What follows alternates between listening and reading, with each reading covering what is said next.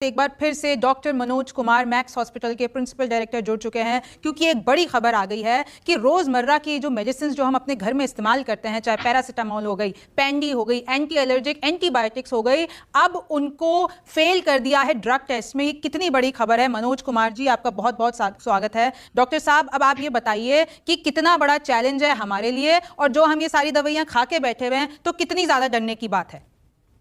देखिए, रियली ये बहुत ही मतलब कि एक बड़ा न्यूज है। सीडीएस को जो है एक विश्वसनीय संस्थान है और ये हमेशा एक पूरे देश की समझिए कि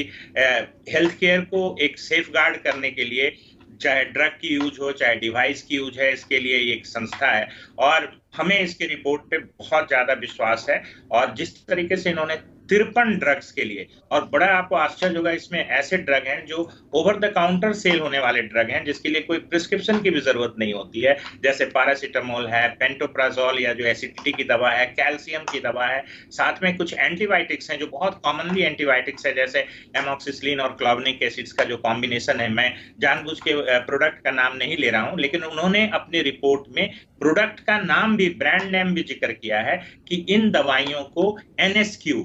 not found to be of standard